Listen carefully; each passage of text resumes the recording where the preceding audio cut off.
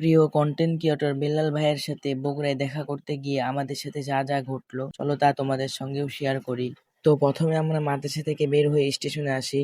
আর অনেকদিন ধরে ভাবতেছিলাম একটা ঘড়ি কিনবো, তার জন্য একটা পরিচিত ভাইয়ের দোকানে ঘড়ি কেনার জন্য গেলাম এবং ঘড়ি কিনে রিক্সা নিয়ে বাস স্ট্যান্ডে গিয়ে বাসে উঠলাম। আর আজকে সিংড়ার ওয়েদারটা অনেক সুন্দর ছিল। তো প্রশংসা করতে না করতে দেখি এত ভাঙ্গা রাস্তা, 10 মিনিটের জায়গায় 30 মিনিট লাগছে। যাই হোক, অবশেষে অনেকক্ষণ জার্নি করে বগুড়া তিন মাথায় নামলাম। তারপর আমরা বেল্লাল ভাইয়ের লোকেশন অনুযায়ী সর্বপ্রথমে বনানী যাওয়ার জন্য একটা গাড়িতে উঠলাম। আর কিছু সময়ের মধ্যে বনানী পৌঁছে যাই। এরপর গাড়ি থেকে নেমে আবার সাবগ্রাম যাওয়ার জন্য একটা অটোতে উঠলাম।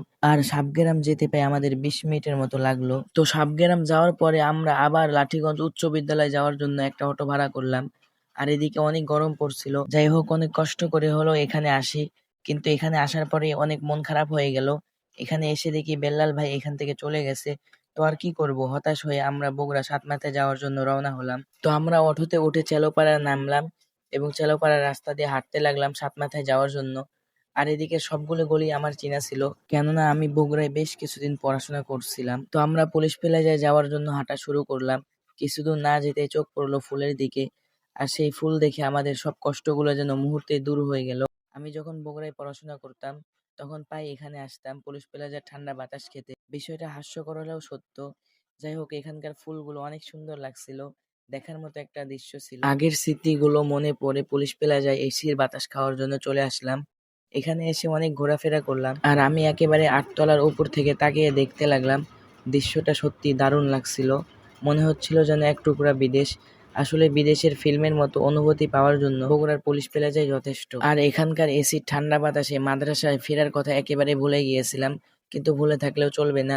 এদিকে মাগরিবের আজান বেজে উঠলো, তাই বাধ্য হয়ে পুলিশ প্লাজা থেকে বের হয়ে এলাম। আর বের হতে চোখ পড়লো এক অসাধারণ দৃশ্য। এত সুন্দর লাগছিল যে সত্যি সেই সৌন্দর্য প্রকাশ করার মতো আমার ভাষা নাই। আর তারপর আমরা সাতমাথায় এসে মাঠা খাই। আর এখানকার মাঠা সবাই পছন্দ করে। খাওয়া দাওয়া শেষ করে সপ্তপদী মার্কেটে যাচ্ছিলাম, ঠিক তখনই হঠাৎ আমার এক ফ্রেন্ডের সাথে দেখা হয়ে গেল। কিছুক্ষণ গল্প করলাম, হাসাহাসি করলাম। তারপর ধীরে ধীরে রওনা দিলাম বাসার পথে। তো বন্ধুরা, আজকের ভিডিওটা এখানেই শেষ। যদি ভিডিওটি ভালো লেগে থাকে তাহলে লাইক, কমেন্ট আর শেয়ার করতে ভুলবেন না। আর চ্যানেলটি সাবস্ক্রাইব করে পাশে থাকবেন, কারণ একটা ভিডিও বানাতে অনেক কষ্ট হয়। আপনাদের সমর্থই আমাদের এগিয়ে যাওয়ার শক্তি।